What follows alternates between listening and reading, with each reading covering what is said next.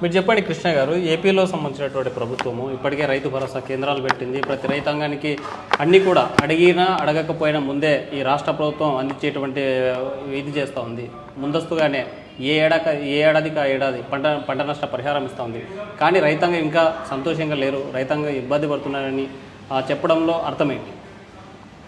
జగన్ గారి అధికారానికి రాగానే ప్రమాణ స్వీకారంలో చెప్పింది ఇది రైతు ప్రభుత్వం, అందుకని రైతుకి చిన్న కష్టం వచ్చినా అన్నీ నేను చూస్తానని చెప్పి ఆ రోజు వాగ్దానం చేశారు. కానీ ఇప్పుడు తీరా చూస్తే రైతాంగానికి వచ్చినటువంటి అనేక సమస్యలైన కనీస స్పందన కూడా లేదు. వాళ్లకు ఉన్నటువంటి ఆ రోజు చెప్పిన విషయాలు మనం 1 by 1 చూసే పని చేస్తే, ముఖ్యంగా ఇరిగేషన్ చాలా ముఖ్యమైనది. వ్యవసాయానికి నీళ్లు చాలా ముఖ్యమైనవి. అలాంటివి చిన్న మధ్యతరగతి ప్రాజెక్టులు 400 ఉన్నాయి. ఈ 400 చిన్న ఇదంతా కూడా మెట్ట ప్రాంతం. 1 కోటి రూపాయలు కూడా దానికి ఖర్చు పెట్టింది లేదు. పోలవరం ప్రాజెక్టు ఇంకా పైనే ఉంది.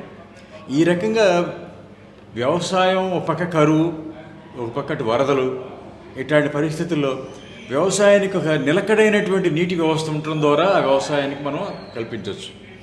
ఈ జూన్ నుంచి అక్టోబర్ చివరి దాకా గోదావరి కృష్ణా నదుల్లో 2640 టీఎంసీలు నీళ్లు సముద్రానికి పోయినాయి. ఇప్పుడు ఇక్కడ కరువు ఉంది, కాలువలు ఉన్నాయి, నీళ్లు లేవు. ఈ రకమైన స్థితి రావడానికి ప్రభుత్వం యొక్క అసమర్థ పాలన అని చెప్పి మనకు స్పష్టంగా అర్థమవుతుంది. అట్లనే వ్యవసాయంలో ముఖ్యంగా మన అసెంబ్లీలో కూడా పెట్టింది రైతు భరోసా కేంద్రాలు. అంటే విత్తనాన్ని సీడ్ టు సేల్, విత్తనం నుంచి మొత్తం అమ్మకం దాకా మొత్తం అంతా కూడా మేమే బాధ్యత వహిస్తామని చెప్పి యాక్చువల్గా 10% రైతు భరోసా కేంద్రాలు పనిచేయట్లేదు. Utter failure. ఆ రకంగా రైతు భరోసా కేంద్రాలే సర్వస్వం అని చెప్పినటువంటి, సర్వవ్యాధికి పరిష్కారం అని చెప్పినటువంటి రైతు భరోసా కేంద్రాలు కూడా వాడు నడపలేనటువంటి స్థితిలో ఉన్నారు. రైతులకు అందుబాటులో లేకుండా ఉన్నాయి. అట్లనే రైతు భరోసా కేంద్రాల ద్వారా వస్తాయని ఫెసిలిటీస్ అవన్నీ కూడా ఏవీ రాకుండా, విత్తనాలు లేవు, ఎరువులు లేవు, అంత ప్రైవేట్ మీద ఆధారపడాలి. ప్రైవేట్ మీద ఆధారపడితేనేమో అన్ని రకరకాల సమస్యలు వస్తే పరిష్కారం చేయడానికి చట్టాలు లేవు. విత్తనాల చట్టం లేదు, ఎరువుల చట్టం లేదు, పురుగు మందుల చట్టం లేదు. ఇవన్నీ కూడా కార్పొరేట్ కంపెనీల ద్వారా ఈ మూడింటిని కొనాల్సి వస్తుంది. అంటే వ్యవసాయానికి రాష్ట్ర ప్రభుత్వం సహాయపడుతుంది ఏమీ లేదు.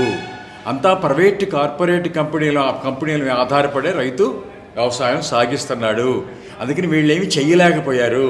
ఆ రకంగా వ్యవసాయ రంగంలో జగన్ అట్టర్ ఫెయిల్యూర్గా ఉన్నాడని చెప్పి రైతాంగం భావిస్తుంది.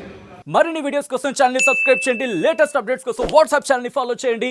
అండ్ లింక్ డిస్క్రిప్షన్ లో ఉంది.